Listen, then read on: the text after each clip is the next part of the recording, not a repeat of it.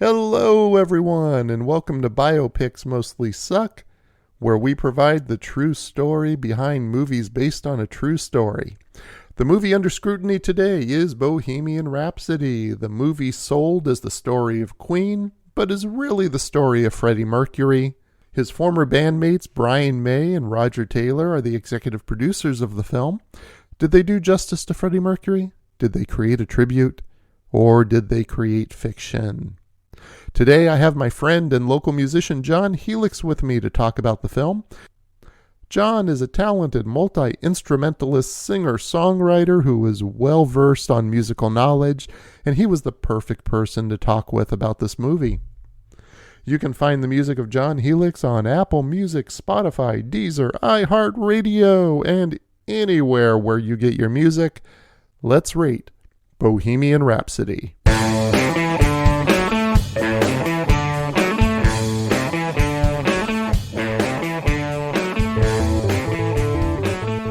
Sticks to the fingers.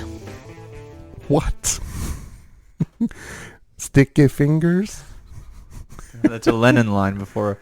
What song is it? Sticks to the fingers. It's on the White Album somewhere. Oh, no kidding. Yeah. No, is that where the album title of Rolling Stones came from? Sticky Fingers? I don't know, but sure is a dirty line. It's sure. Well, I mean, it's an album with a guy's bulge on the front. Yeah. So that's the Rolling Stones, so go figure. Did they ever do a like a Nirvana-ized version of that? Did they ever have to remove the girth or anything? Did they how they? Did they do that with the Stones album? You mean, has there ever been a version of Sticky Fingers with a black bar across it? Or a modestly fashioned a happy member? face, a happy face in front of it. Member outline? You mean like a chalk outline? Yeah. Or just maybe less of a swelling. I don't know if Sticky Fingers has ever been edited in that way, but it'd be a good thing to check out. Interesting. You can... Okay. All right. Let's not go there. All right. Okay. Anyway, here we go. Yeah. Yeah. Who knows? Who knows? Okay. But, yeah. So, how do we segue from talking about bulging members on... Well, bulging members, I mean... Bulging members, and that's a reference to... Well, you were talking about bands that you only need... You got the greatest hits, and you're good to go. I think there are some bands, if you have their greatest hits, you're good. I think Queen's one of those bands because there's a lot of stuff they did on some of their albums that just I don't think people can recall at all. I mean, the movie we're about to talk about, Bohemian Rhapsody, completely skips over Queen 2 and Sheer Heart Attack. And you would think that Bohemian Rhapsody is the first single they ever released. Yeah. And yeah, interesting, right? That it's it's their breakout their breakout hit. Of all things, they had already had Keep Yourself Alive from Queen 1. They had Killer Queen off of Sheer Heart Attack. Stone Cold Crazy off of Sheer Heart Attack, which are great songs. And by the way, speaking of Sheer Heart Attack, have you ever seen that album cover? No. It's the four band members lying at odd angles. You just see their torsos, right? And they all just have dead fish eyes. Right? Yeah. And this is a band, and you've seen the cover of News of the World, Yeah. right? Which is a large robot, and the band member's dead in its hands. Yeah. Or I think Deacon's falling when you look at the gatefold on the back cover. So this is a band who had a thing about presenting themselves as dead. Interesting. Which they also did the song All Dead, right? All dead. Right? So, yeah. But yeah, there's a lot of stuff that Queen did that I don't think registers with most people. I think when it comes to Queen, the knowledge base is their greatest hits and whatever they think they know about Freddie Mercury. Yeah, and I would even go further to say that to most people or many people, Freddie Mercury is Queen. I would say that. I would say probably if people aren't well versed in Queen, they at least know Brian May. Yeah. I would say for a lot of people, Roger Taylor probably didn't come into their consciousness. Probably not. Until the past 10 years. because they were touring with Adam Lambert, so it was always Roger Taylor and Brian May as Queen and Adam Lambert. And then John Deacon, who retired shortly after Freddie Mercury died in 91, just retired from the music industry. So we were talking about, you were mentioning that having that knowledge of each individual identity of the band member, right, contributing to the overall like scope and understanding of the depth of each, going into each album and each song. You were making the Beatles comparison. Well, right? You had mentioned the Beatles, and I thought it was an interesting comparison because you have a much larger breadth of knowledge regarding the Beatles, just because of how they've been portrayed in our culture. Absolutely. Right? I think the public at large just has a broader understanding of the individual members of the Beatles and of the group and their output than people do about Queen. I think for most people, Queen is the greatest hits. Okay. Rather than the entire breadth of their catalog. Yeah. Which probably plays into how people come to the movie we're going to talk about, which is Bohemian Rhapsody. And we're on Biopics Mostly Suck right now, and where we talk about biopics, and we talk about them in two ways. So we're going to talk today about Bohemian Rhapsody as a film. Did it meet its mark? Did it present compelling characters? Did it present a narrative which is interesting? Were we emotionally invested in the film? Did it provide all of those things that a good piece of entertainment should? But it's a biopic. Right. So at least for me, I know some people like to live in their bubble. But for me, I think when a biopic is being created, there's an extra level of responsibility that comes into play. You aren't dealing with fictional characters, although fictional characters may sometimes be created. But you're dealing with real people. Sometimes if they're dead, they don't have a say in how they're portrayed. Sometimes if they're alive, they have to live with the consequences of what is presented about them in a biopic. So I think there's an extra responsibility that comes into play. And that's part of what we're going to talk about in the second half of today's podcast. Absolutely.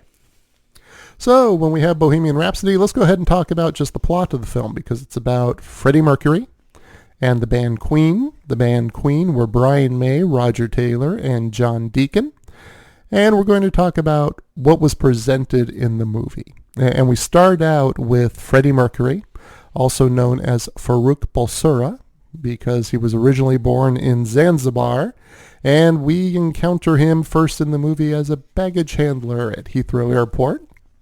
He goes out for the night to a club where he sees the band Smile, and he is there where he meets Mary Austin, who will become the love of his life. And he's also there at the fortunate timing of Jim Staffel, the lead singer of Smile, who quits the band that night. And Mercury then introduces himself to Brian May and Roger Taylor, and he becomes the lead singer of Smile, soon to become Queen. So perfect. So perfect. It's like everything coming together at the right time, right?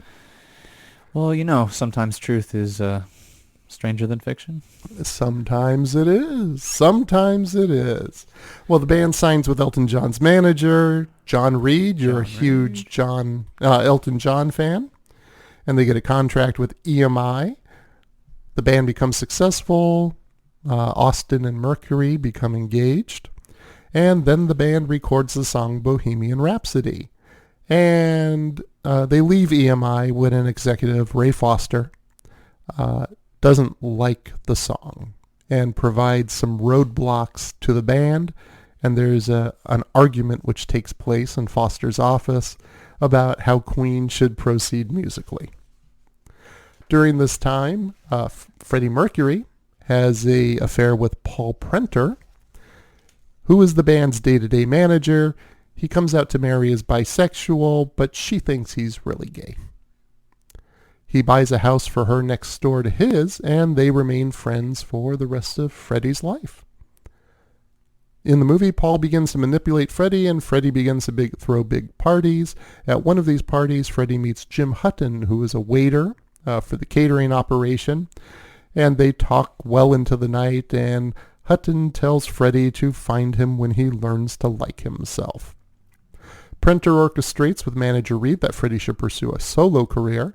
At the same time, Queen puts out the video for I Want to Break Free, which features all of them in drag, and MTV in America refuses to show the video. Have you seen that video, by the way? No. Oh my God! You want to talk? We were talking about Freddie Mercury in camp. Yeah. That guy can work a miniskirt. Oh yeah. Let's just say that. Yeah. That was. We're talking high camp here. We're right? talking high camp, Yeah. especially with his mustache. Oh yeah. Oh, that's got to be a sight to behold. Oh my God! We'll watch it later. We'll watch it later. So MTV does not show that video, and then Freddie Mercury says he wants to make a solo album, and the band becomes estranged. During the estrangement, Mercury delves deeper under the control of Paul Prenter.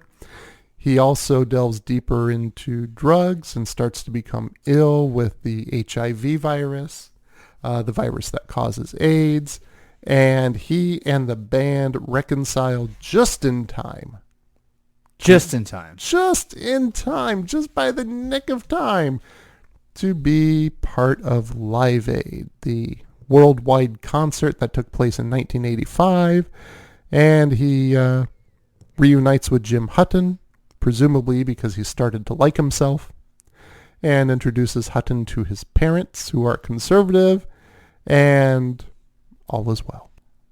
Okay, where do we start? Where do we start? Now, as a movie, because Rami Malek played Freddie Mercury. I read somewhere this movie was all wigs and teeth, which I thought was a great description of the film. It was all wigs and teeth. But Rami Malek got an Oscar as Best Actor for this movie. And, by the way, do you know who was playing John Deacon? John Deacon? Who? No. Joseph Mazzello. Yeah? Do you know who Joseph Mazzello is? No. You acted like you knew who he was. It's like, yeah? Yeah. Sounds exciting. Remember the little boy in Jurassic Park? Yeah. That's him. The blonde kid? The little kid who... The little boy who's in the dinosaurs, yes. I won't leave you. that kid I won't who's... leave you. Remember? This time, I am not going to leave you. What is... Yeah. Okay, I got it. Yeah, okay, so that's... Because he had the older sister as well, yeah. Yeah. So the little boy who's in the dinosaurs, that's him playing John Deacon. Oh, shit. Okay. No shit. Interesting, huh? Yeah. So, as a movie, good performances? What do you think, John? Yeah. All around, it was a very moving movie, very emotional movie. But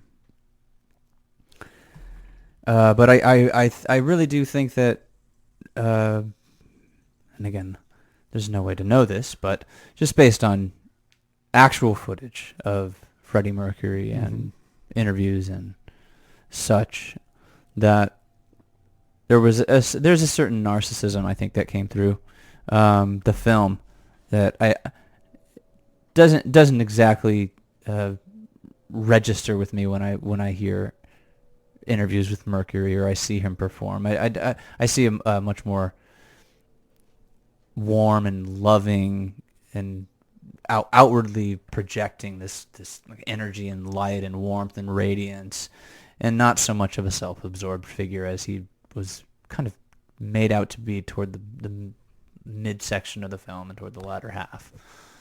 Yeah, and I think you've mentioned before there was a warmth that came from Mercury, which didn't seem to come out of Malik's performance of him. No, there was a coldness. There was a coldness, and it's interesting because there's an article, and we'll have a link to it on the website, and I wish I could remember the author right now, but this author writes for the Irish Times that the movie is full of unconscious homophobia, and that the path that Mercury's character has to take is one in which he's almost apologetic for his sexuality. And that's something that didn't quite ring true with me having seen Freddie Mercury interviewed and knowing what I know of Mercury, Right. I don't recall him being apologetic about anything. No, brazen, if anything else, right? Exactly. I mean, yeah. I mean, he would never answer questions about his sexuality, and I think No shame. No shame. Yeah. No shame at all. He was very flamboyant in what he did. He was known for being flamboyant, and no, he just did what he wanted to do, and if someone didn't like it, that's just what it was. Yeah. And that's perfectly fine. But no, I would tend to agree. There was it was almost like, well, like I said, he was having to be apologetic for his sexuality, that it was in part of the reason he took the path in the film he did. Yeah. Being under Prenter's control, the drugs. Yeah. And then that, of course, in the film goes into him wanting to make a solo album. And like you said, narcissistic. Yeah. Which I don't think rings true with Freddie Mercury. But it's interesting. So other than that, Mrs. Lincoln, how was the play? Yeah, no shit. What do you think the movie's about? That's a good question. Because we'll talk about the fact versus fiction. The fact versus fiction, but the movie itself, just taken as a film piece. I think it's a paint by the numbers biopic. Okay. Is my feeling on it. That there wasn't anything presented in that story that I haven't seen before. Right? Band comes up, they hit early resistance at an executive level. Yeah. Always at an executive level. Always at the executive. Isn't it? Always at the executive level that they have to overcome for their artistic integrity. That's right. You have to struggle. They have to struggle. To fight for your vision. Yes, of releasing Bohemian Rhapsody as a single. And then they hit some type of conflict, some type of personal estrangement. The band's going to break up, whatever it may be. And then the reconciliation. So the typical schema, or the typical paradigm of your average rock biopic, right? Average rock biopic. Now, with that being said, I have to say I got choked up during the Live Aid scenes because of how they presented it. They presented it as Mercury against the odds of his illness, against the odds of the band almost breaking up. They come together, they put on what is easily the best performance of Live Aid, if not the best 20 minutes of music ever presented in rock and roll. Oh, yeah. So, now, not knowing the full story about everything, I do remember when Mercury passed away, and I do remember that his illness was not disclosed until literally 24 hours before. He just didn't answer questions on it. He asked everyone in his circle, including Queen, to not share it, and everyone honored his wishes.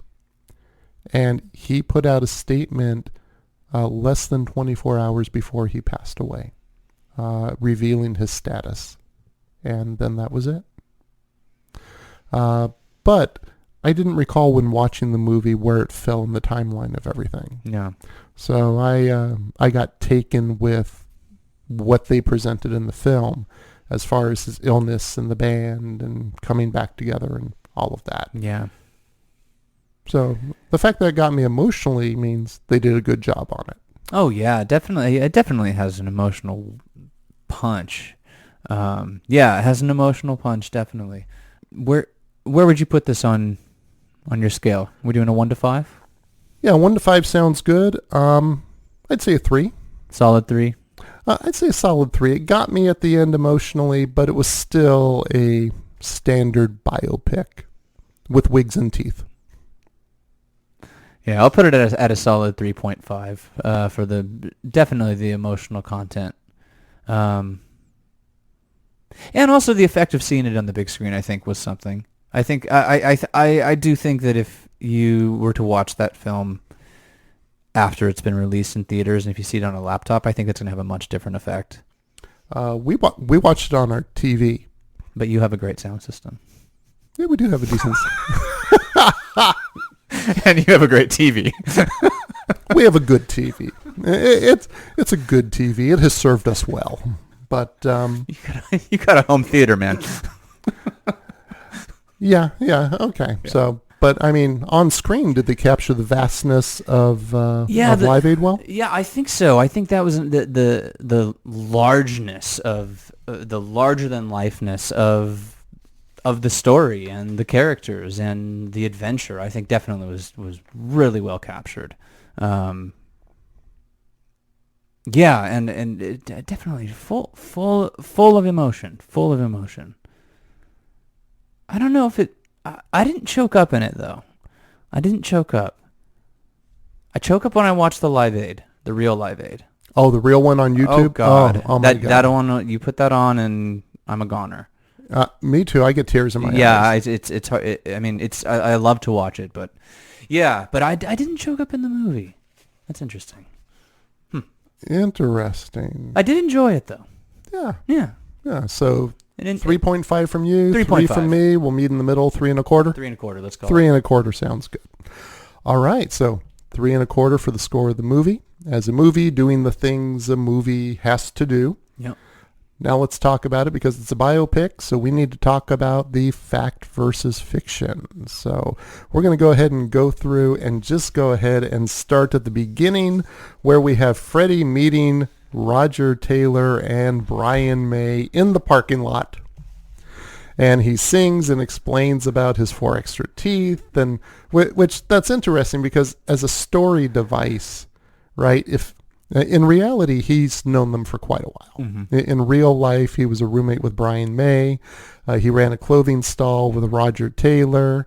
He was a backup singer in Smile. And he kept bugging them to let him be the lead singer. And it wasn't until Jim Staffel left, which was probably the only true part of that entire piece in the film, that they finally made him the lead singer. But they had known each other for quite a while. So in real life, he wouldn't be telling them about his teeth and his octave range. And they already had a sense of friendship and camaraderie and all that. Absolutely, absolutely. In fact, Mercury knew Jim Staffel in art college. So they were all tight with each other. And even Mary Austin, he didn't meet her on that night. He didn't meet her until after he was already the lead singer of the band. But she had been dating Brian May. So she was already in that circle as well. Yeah. So a lot of what we saw presented in the film was false, but for the purposes of presenting a story, there could be some legitimacy to doing that. Right. And I think the question's going to be going forward. I can already see the fictional arc beginning to sprout. And the question, I think, is going to be, first of all, as you say, why are those changes made? Yes. Right. Is it possible to make a biopic that stays true to the facts? That's interesting. It's a good question. Let's put it on the shelf maybe, but... We'll put it on the shelf. Yeah. I think there's some films we can look at where we can see if that's the case. And it'll be interesting to see if it makes a good movie as well. Yeah. But... not for Bohemian Rhapsody. Yeah. There are some times you have to make things more concise. Okay. So I get why they handled the introductions of the characters as they did. Because if we were to cover where everyone met and how, and that would be 30 extra minutes. 30 extra minutes of film, which wouldn't mean much to anyone. So I can understand. So there's kind of a legitimate reason for taking some license here. Yeah. In this instance. But hey, fun fact, Jim Staffel, who was the original lead singer of Smile, was into model making and became the chief model maker for Thomas the Tank Engine. For any of you out there who have had kids or just enjoy watching Thomas the Tank Engine, Jim Staffel was responsible for a lot of the models on that. And hey, something that's really cool too is that May and Taylor recruited him to sing lead vocal when they re-recorded Smile songs for the soundtrack. Oh, that's really cool. Yeah. All right, so Freddie and Mary, we talked about them. They didn't actually meet at the club, but they met a little later on in real life. Now, the rest of what's presented is mostly true in the film. Austin and Mercury did know each other their entire lives. Mercury did come out to her as bisexual, and she really thought he was gay, not just bisexual. And after they were no longer romantically involved, he did buy a home for her nearby, and currently she lives in the last home Mercury had. Wow. So that would be the large mansion that they show in the film, not the exact place. They had actually asked her if they could use it for filming, and she declined. I think it's a good call on her. Yeah, I think so. Yeah. That's a good call. You don't want... Who asked her? I guess, I don't know, producers of the movie, which Brian May and Roger Taylor were, but I don't know if okay. they It's kind of a tacky request. actually did the asking. Yeah. But Yeah. depends on how well you know someone, I guess. So. I guess so. I mean, sometimes the worst people can say is no, Yeah. right? Yeah. You know, Yeah. doesn't hurt to ask. So, they were at least on a friendship level. Yeah. They were together for quite a while. And Mercury is quoted as saying, "All my lovers ask me why they couldn't replace Mary, but it's simply impossible. The only friend I've got is Mary, and I don't want anyone else. To me, she is my common law wife. To me, it was marriage. We believe in each other, and that's enough for me." Poetic. But Mary currently lives in the home with her husband and her family. Yeah, so she went on with her life. Now, this brings us to, presumably, the movie skips straight from Queen's first album, disregards Keep Yourself Alive as a single, forgets about Queen 2, forgets about Sheer Heart Attack, and jumps right into the album that had Bohemian Rhapsody. Oh, yes. And this is where we come across Ray Foster, who is the bad guy executive who's putting up resistance to Queen about their creativity, played by Mike Myers, who starred in Wayne's World. Swing! And it's just hysterical to watch him say, "No teenager is going to listen to Bohemian Rhapsody." I don't know if that's why they got him to do the role, but it has to be. Yeah. I mean, that's right. Which, speaking of Wayne's World, did you notice during the Live Aid concert at the end, there's two characters in the rafters who look like Wayne and Garth? No. They cut to them. It's a brief cut, but these two people They have the hat and the hair and with a everything. black hat, their dress is Wayne and Garth. You know who that was? Brian May and Roger Taylor. Oh, that's hilarious. Yeah, go back and check it out. Yeah. So we have this character, as we usually have in a music biopic, putting up resistance to the band's creativity. In real life, the chief of EMI Records was Roy Featherstone, and he was a huge fan of the band. But he did think 6 minutes was too long for a single, which, if you're familiar with the song American Pie by Don McLean, I think that clocks in at 6 to 8 minutes, and it fades out on side one, and you have to turn the 45 over to continue to listen to the song. Yeah.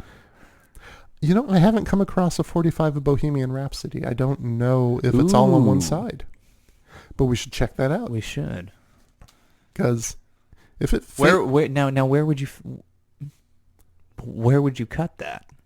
I was just thinking of listening to Bohemian Rhapsody and hearing it fade out at some part. It would have to be a dead stop on it. Dun dun dun dun dun dun dun. Flip the record. Mamma mia, mamma mia. I don't know, but you know what? It's a good excuse to go find a single of Bohemian Rhapsody to add to my collection. Absolutely. Yeah. So Roy Featherstone was really a big fan. He never had a rock thrown through his window. But what they do present in the movie about DJ Kenny Everett was true to fact. DJ Kenny Everett was a friend of Mercury's. They became friends when Everett invited Mercury to come on his morning show. on the radio. And they were just two of the most flamboyant, outrageous, and popular entertainers in London at the time. They became fast friends. And Everett got hold of a copy. How do you think he got hold of it? Accidentally. Accidentally. Through Mercury, probably. And he accidentally played the single on air. And on one day, he played it 36 times. And then the Capitol Records phone lines were jammed up asking when it's going to be released as a single. So that part in the movie is true. All right. And now this brings us to Jim Hutton. In the movie, Jim Hutton is a waiter for the catering operation at one of Mercury's parties. And we get introduced to Jim Hutton when Mercury grabs his groin. And Hutton takes some offense to it, but he talks with Mercury into the night, where Mercury shares his feelings about being a bisexual man. And the evening ends with Hutton saying, "Come find me when you start to like yourself." So, foreshadowing, apparently this is the path that's set in front of Mercury in this film, which, as we were talking about, surrounds his sexuality. Yeah. So there might be something to that argument about the movie having unconscious homophobia. Yeah, the obstacle placed in front of Mercury, that his path. Yeah. That's okay. All right. Okay. Is he has to come to terms with his sexuality in order to be able to love himself or to be able to love someone else. Implied in the comment. Correct. Implied in the comment. Yeah. Exactly. Now the truth is, Hutton was a hairdresser who Mercury met in a nightclub, and they were together for 6 years. He was at Mercury's bedside when Mercury passed away. But Mercury did not go find him in the phone book later on. However, as presented in the movie, Live Aid was the first concert Jim Hutton ever attended. Where do you go from there? No, there's nowhere to go but down from there. That's going from Spinal Tap 11 to I don't know. What do you see after that? What could top that? After Live Aid? Yeah. Since 85? Yeah. You don't think there's been a concert that's been at that level? That performance. Just the Queen performance. Yeah. I mean, yeah, I love the other performances, but that Queen performance. You got a better one? No, I'm trying to think, but from 1985 to now, there's got to be something. I was trying to think of the thing that you could show to someone with absolutely no context and say, just watch, and have them absolutely floored and moved and excited and energized. And I'm trying to the command. And you're saying Queen's performance at Live Aid is that thing? Yeah, I'm trying to think of what tops it. I mean, like you're saying, where do you go from there? You're only going to find disappointment in concerts. You know? Okay, so here's the thing. If you were to take 20 minutes of any band's performance, yeah, would any 20 minutes of a band's performance top that 20 minutes of Queen? No, because as you're mentioning, we're getting ahead of ourselves here, but the medley, right? Mm-hmm. I'm trying to think of another band that could do a medley and make it seem like a coherent theatrical piece, musical piece that is that deeply moving in 20 minutes. That's not a lot of time. Not a lot of time at all.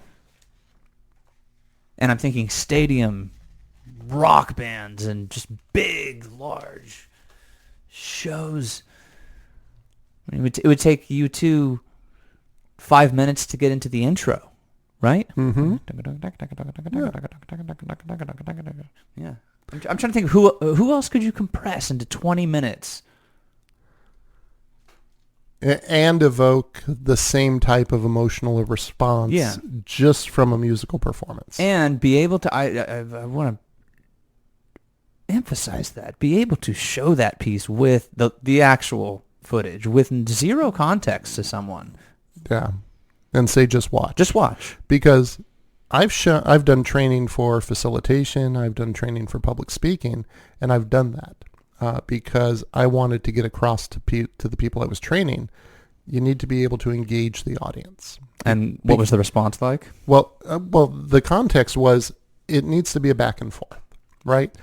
If you're presenting, if you're going to make it engaging, you have to be able to connect with those people, and those people have to connect with you. Otherwise, it's a long, hard slog, right? Absolutely. If you don't have participants with you in what you're doing, if they're checked out, if they aren't dialed in, if they aren't engaged, that's partly on them, but I think it's partly on you as well, because you haven't made that connection. Yeah. So what I've done is I've shown that 20-minute video of Queen at Live Aid and said, watch this. This is making a connection. Watch what Freddie Mercury does. And the fact that he can engage people many, many rows out from the stage in a sea of 120,000 people says, they're connecting with him in some way. You watch that part on Radio Gaga when the hands are up and they're clapping, how far back do they go? Yeah. Right? And that tells you people are with him. Yeah. And that's a tough thing to do. Yeah. It is a tough thing to do. So this just brings to mind, I saw Bon Iver, right? Mm-hmm. And Justin Vernon he's very gracious and an incredible musician, but I'm just thinking of this interesting contrast. So he plays with full noise-canceling headphones on behind a keyboard with a bunch of instruments and makes very little eye contact with the audience, and the audience goes nuts. Really? Yes. Really? It's bizarre because I'm thinking of this connection. He's up there in his own world. Yeah. And there's still that connection there. But I think if you watched the Live Aid performance, and then I think you would be very disappointed by a concert like that immediately afterward if you did a one-to-one comparison. That would be... To be sucked into a television, it's hard enough to get me to watch TV, but to get sucked into a television and the sound and the image, and it's so immensely powerful. Yeah. Well, with Bon Iver, are people connecting with him, or are they connecting with the music? He's largely faceless. That's a good point. He doesn't put his picture on the cover of his records, and the music. It's very strange too, because the lyrics are, as you know, like impossible to understand. Mm-hmm. It's much more of a feeling that they're connecting with. Okay, so they're tapped into the experience. Yeah, into the experience. So maybe not necessarily him. He's providing the experience, but he's not the one they're engaged with. Right, whereas with Queen, it's a front man directing and gathering 120,000 people all in unison. And that's I don't know, we can get into the joyousness of that moment. Yes. 120,000 people all together, singing and laughing, and just, what a wonderful gift to the world, Well, when Mercury does the Deo, right? Hey-o, yeah. hey-o. He leads everyone in that call and response. Same thing. I mean, he doesn't announce, "Hey guys, I'm going to do this," right? He just does it, and what happens immediately? Yeah. They respond, right? Yeah. So that tells you they're with him. Yeah. And that's the thing you're looking for when you're doing any type of presentation, is you want to get that feedback. You want to know people are with you. Yeah. Wow. Yeah, he's amazing, but it's a good point. Is there another performance out there that could elicit that response? Yeah. I don't know. I'd have to think on that. Yeah. Although I'm thinking no. I'm thinking no too. Although I do think it would be quite a nice injection into the culture, To have it now? Yeah. To have another Freddie Mercury? Do you think there's anyone close nowadays? Is there in terms of stage presence or in terms of talent? Well, Mercury had both, so both. Stage presence, perhaps, but maybe not. Talent, no. Singing talent, no. Definitely not. For my money, that's the best voice of rock and roll. Absolutely. I mean, there's no think what you want about the band, but his voice is undeniable. Absolutely. So much so he goes on to do a solo record in the movie. And because he was so pissed off at the band, right? Well, they were stifling his creativity. The video for "I Want to Break Free" was banned by MTV, and Mercury wanting to do a solo record was just the last straw, and the band becomes estranged. Yeah, that didn't happen. Yeah, what did happen? What did happen is Queen had been on the road for a decade, and they decided to take 1983 off. Before going on tour in 84, 85, and 86, they just, had been doing it too much. They took a break. Now, by the time Mercury started working on his solo album in real life, Roger Taylor had already done 2.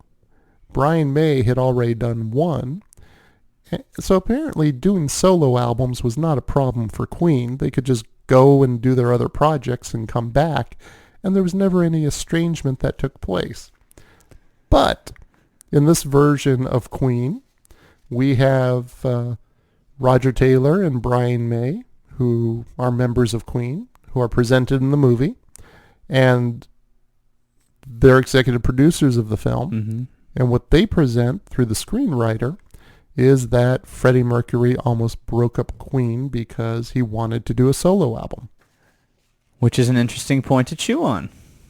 Yes. How so? What do you think of that, John? Well, the decision to fictionalize that part of the story. A variety of directions we could go with this, but let's focus on Freddie Mercury. Okay. Do you think that the portrayal of Freddie Mercury, the fictionalization of that rift in the band or the estrangement, do you think that it increases his status as a rock legend? Do you think it increases his legendary mythos?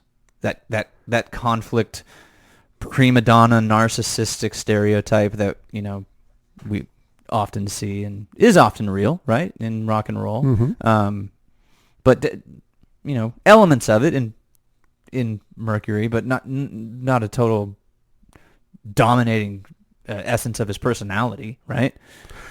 Not at all, no. And I don't think it helps create a greater myth about Mercury, because as we were talking about, he had a warmth to him, which is missing from this film. Narcissism wasn't at the core of what he was. Yeah. And I don't understand putting it in this context, especially when there's no known period of which Queen was estranged, especially when in real life they had made their album The Works, and they had just finished touring for that album 8 weeks before they performed at Live Aid. Not to mention the movie shows them performing the song Radio Gaga. If that's the case, where did the song Radio Gaga come from? Because apparently in the film they weren't talking to each other and they weren't making any albums. So in this revised timeline presented in Bohemian Rhapsody, Radio Gaga comes out of the rehearsals, it comes out of thin air. Where does it come from if they aren't talking to each other? Yeah. I was thinking along the lines of creating the conflict to isolate Mercury further as an individual star. To isolate Freddie Mercury from the band, to I don't know, canonize him as one on his own, and then there's Queen over here. And is this the story of Freddie Mercury, or is this the story of Queen? Well, and that's the problem, because we find out plenty about Freddie Mercury. Yeah. We don't find out much about May or Taylor throughout the course of the film. We see their wives or girlfriends at Freddie's party, but nothing is said about their lives. And my understanding is Taylor and May wanted to make a movie about Queen, not a movie about Freddie Mercury, but it seems like they made a movie about Freddie Mercury. Yeah. Because we really didn't learn much about Queen. One thing I've always been interested in is when you're talking late 70s, early 80s, and the presentation of sexuality, which was throughout Queen's music. And it wasn't Mercury's idea to dress up in drag for I Want to Break Free, and that's mentioned in the movie. Yeah. It was one of the other band members. Something I've always wondered is, since Mercury's sexuality was always questioned, then how did the other band members reconcile in that time being in the band with Mercury? Because I don't remember them coming under fire or this or any type of guilt by association from conservative groups or from the outside about being in a band with him. Right.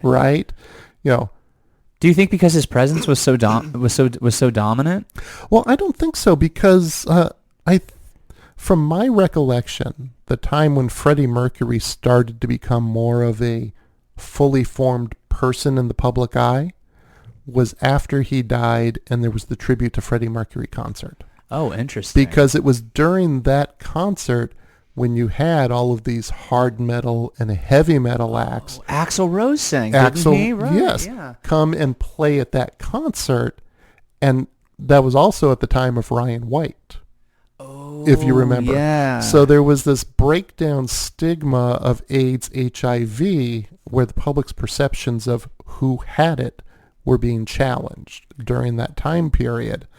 And because for several years, it was believed to be just gay men. Right? And then public perception started to change, but there are those markers. There's Ryan White. If a 6-year-old boy can get it through a blood transfusion, then it's not just gay men. Yeah. And then it broke down a little more at the tribute to Freddie Mercury, which is we're coming to honor this man. So Freddie Mercury broke out of being this flamboyant, gay, bisexual persona into being this more fully formed person in the public eye, which is just the growth of culture. It's the growth of people to be on that path. But I would say I think he became more of a person as those perceptions started to break down. Yeah, and I think we were talking about the creation of legends too, and there's that line in the movie, right? Doesn't he say it in the movie? You're there. They say you're a legend, Freddie. You're a legend. Yeah, Freddie, something right? along those something lines. along those lines. Yeah, but the I don't know. The myth overtakes at a certain point the fact, and But you see, I think about creating a myth of Freddie Mercury in regards to his solo career in the movie falls flat because he's never shown being successful in his solo career in the movie. Yeah. Right? Maybe they needed him to fail for him to gain redemption. Which seems to be what it is, because what happens, he ends up coming back to the group. As I recall, he's the one who instigates the reconciliation, the meeting at the manager's office. Yep. And they have him step out of the room while they discuss if they're going to reconcile or not. And during this entire time, apparently there's messages in the movie that are going through Paul Prenter and not making it to Freddie Mercury about performing at Live Aid. And it's only through the reconciliation that the band finds out about Live Aid. Right? Didn't they find? Yeah. So it's like they don't even know what it is. is. They don't even know what it is, right? Yeah. It's only being talked about by all the musicians in England because Bob Geldof's working the phones like crazy, but they've never heard of it. So, and that brings us to Queen being a last-minute addition to Live Aid. All right, Live Aid. We're talking, I want to say it was June or July of 1985. You were how old? I would have been 4. 4. Wait, 85? 3. No. 3. You remember Live Aid well? I remember the video of it well. And how old were you when you saw the video? Oh, God. 22. Yeah, kind of a gap there. Yeah, large gap. Kind of a large gap. Yeah. I think I was 16 when Live Aid happened. Okay. And I remember just turning on the TV on a Saturday morning, and it was there being broadcast live on MTV, I think. Now that you mention it, I think the first artist I remember seeing, you had mentioned earlier, was, that I remember seeing on Live Aid was Madonna. Mid-set? Beginning set? I think mid-set. Yeah, mid-set. Yeah, all right. mid-set. All right. But you saw the Queen set. Do you remember if you saw that? I think I did. When did it first hit you in terms of an emotional chord? when you saw it, like when you saw. You see, it's weird. Like a lot of things in the moment, you don't put in that context. Yeah. So it was. I mean, it wasn't the first telethon rock concert to be done. You had concert for Bangladesh that was raising issue. Awareness of causes. You had other events like that before. So in the moment, Live Aid just didn't seem like the big deal it's become. Oh no, I mean the Queen performance. When did you first get the full impact of the Queen performance, of Freddie Mercury's performance?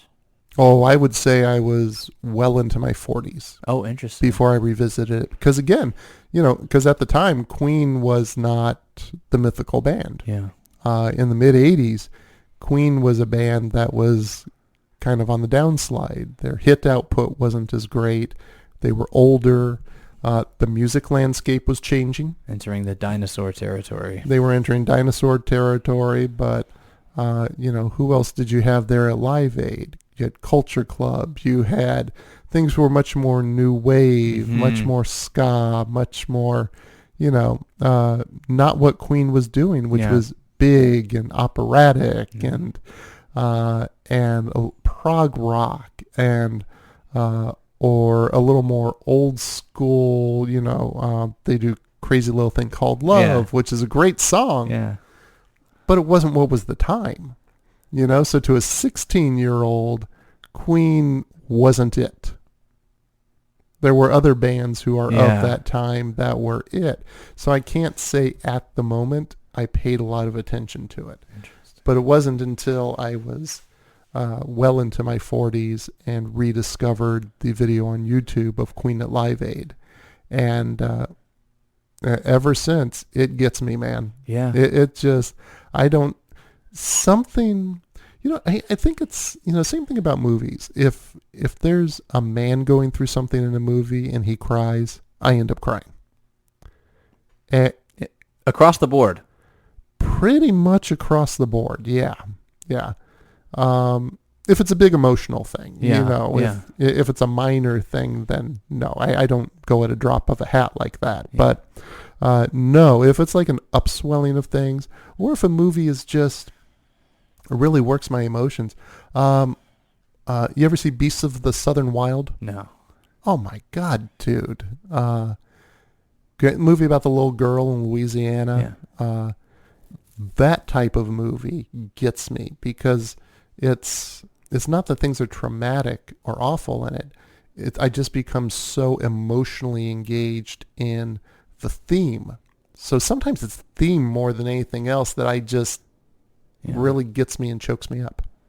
Well, because I remember you first showed me you first introduced me to that Live Aid performance, and man, that hits you like a ton of bricks. That hit me like a ton of bricks when I saw it. How so? What do you mean by that? I wasn't prepared for it. I was prepared for a big stadium concert. I was not prepared for a man reaching through the television and grabbing me onto the stage and pulling me into Wembley Arena with him. It's amazing how intimate he makes it. Yep. Right? Yep. I mean, my God, it's incredible what he does. Yeah. But all that said, Live Aid was a huge thing. 2 stadiums, one in Philadelphia at JFK, one at Wembley. So as one set broke down at one stadium, the other's band would be setting up. And Bob Geldof, who was the lead singer of the Boomtown Rats and organized USA for Africa, We Are the World, he was the organizer of Live Aid. Now, Queen was a last-minute addition, and in the movie they present it as the messages weren't getting through. But the reality is, Queen played Sun City in October of 1984. And the problem with that at the time is South Africa was under a period of institutionalized racism called apartheid. The public perception of apartheid was not good. The perception of artists overall about apartheid was not good. There was little support for apartheid outside of South Africa. Steven Van Zandt, guitarist for Bruce Springsteen and the E Street Band, put out the single I Ain't Going to Play Sun City in order to bring it to the forefront. And unfortunately, Queen did. And when Queen did that, it was not received well. They were sanctioned by the British Musicians Union. They were sanctioned by the United Nations, who had a cultural boycott in place. And in fact, when they appeared on John Peel's British music show the following month, he introduced them as Freddie Mercury and the Sun City Stompers. Ouch. Yeah. So just the fact that he would introduce them in that way told you public sentiment was not with Queen. But Brian May defends it as saying Queen has never been a political band, and they were asked to play, and they went to play. So take that as you will. But as it turns out, when Bob Geldof organized USA for Africa to record We Are the World, he did not invite Queen, and he didn't invite Freddie Mercury. Freddie Mercury said he would have loved to be part of it, but Geldof didn't invite them largely because of the fact they played Sun City. A few months later, when he's organizing Live Aid, he wanted Queen to play, but Freddie Mercury was still had his feelings hurt about USA for Africa and wasn't quite responding. So Bob Geldof took a different tact. He contacted Freddie Mercury's manager and said, "Tell the old faggot it's going to be the biggest thing on the planet."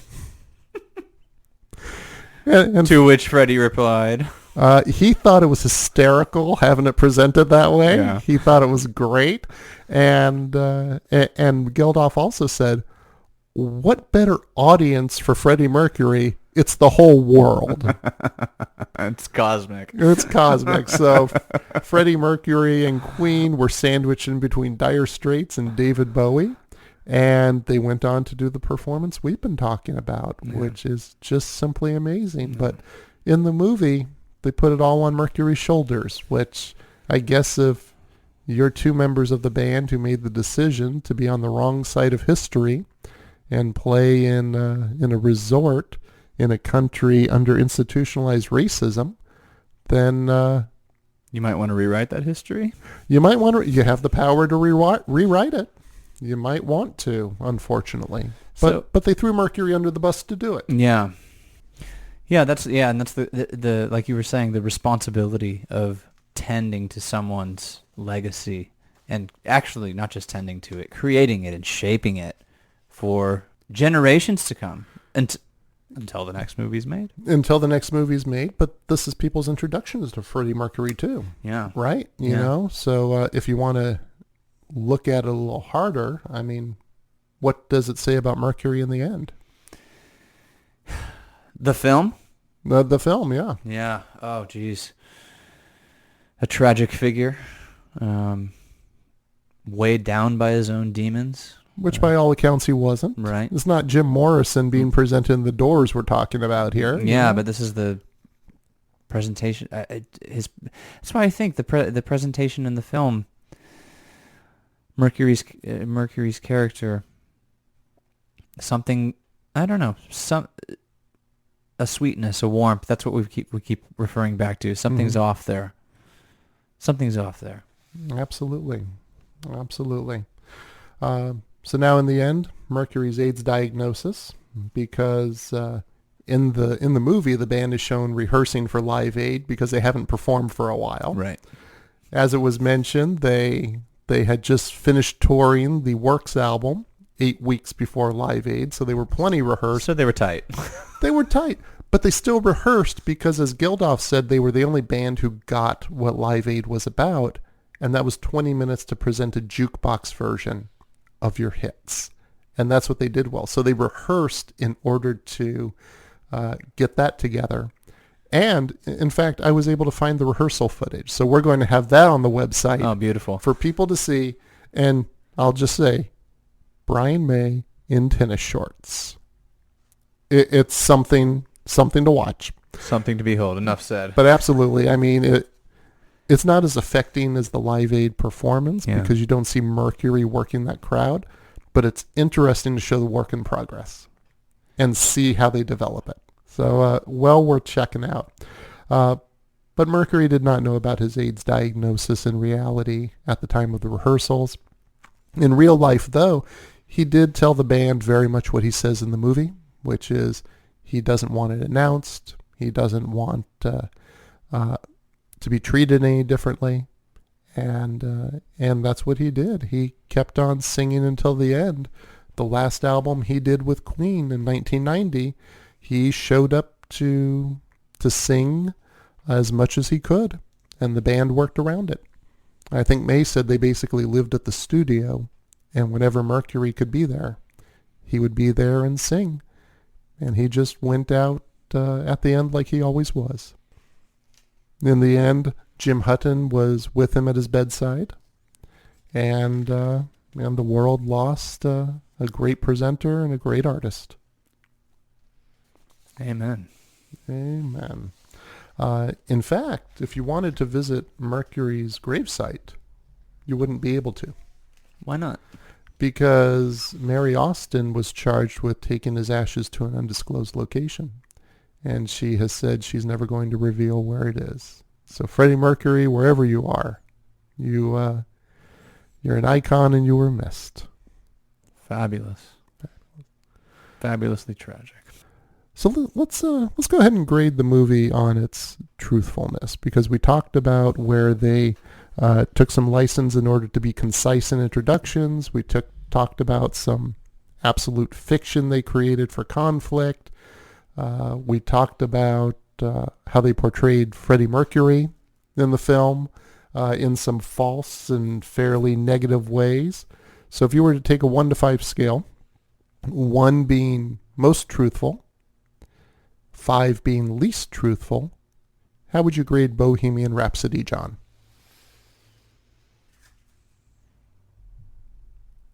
A solid 1.5. Solid 1.5.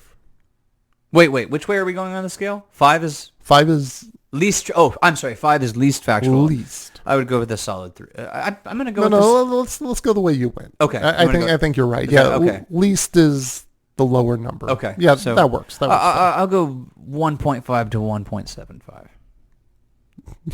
We went from a solid 1.5 to a fluctuation. I'll fluctuate between about 0.25. 1.2. Yeah, I'd say it would probably mark a 2. There were truthful elements for Mary Austin, the DJ, and but you know what? I have a hard time forgiving how they skirted around Sun City and how they threw Mercury under the bus about the whole estrangement thing. I'm revising it. No, it's a 1. Yeah, it's a 1 for me. Yeah, the more you think about, and again, I go back to what is this movie about? Is this a Queen movie or is this a Freddie Mercury movie? If it's a Freddie Mercury movie, yeah, that is really getting thrown under the bus for... To avoid saying you played during apartheid and to create estrangement that was never there and put it all on Mercury's shoulders. Yeah. That's a tough one to swallow. I'm wondering if they had included the Sun City bit, whether the movie would be well received. Today. Oh, today? Today. Well, do you think there's an understanding of what apartheid was today? Only for fans of Trevor Noah. I mean, he talks about it quite extensively. I think it's correct. It's quasi on the radar of... And Nelson Mandela. Yeah, but I mean... We're going back. we're going back, but people know Mandela. They know the name. Yeah, whether they know the entire context is another thing. Right. Yeah. But yeah, I don't think. I think if you said apartheid, you'd get deer in headlights for a lot of people. I think so. And maybe they know the word, right? That it was a phenomenon or something like that, or Which is unfortunate because did you ever see the movie District 9? No. Oh, completely about apartheid. Oh, really? Oh my God, yeah. It's we'll talk about it later. Okay. Gruesome movie, but appropriately so. Oh, wow. And completely about apartheid. But and takes place in South Africa. But I'm a solid 1 for the truthfulness of Bohemian Rhapsody. You've gone from 1.5 to 1.7 to 1.25. I'm gonna go right in there between 1.25 and 1. You're gonna give him an extra quarter there. Yeah. Okay. Yeah. Just for the Live Aid stuff. Because they did it well. Yeah. Okay. Now throw in a little extra credit. Throw a little extra credit for the Live Aid. Yeah. Because if you're gonna have an introduction to Freddie Mercury, do it right. Yeah. In that sense. But you know what? It should be the original footage. Oh, absolutely. Yeah. But if it leads people to the original footage, I sure hope it does. I hope it does too. All right. Thank you very much, John. Pleasure to have you. Absolutely. Pleasure to be here. All right.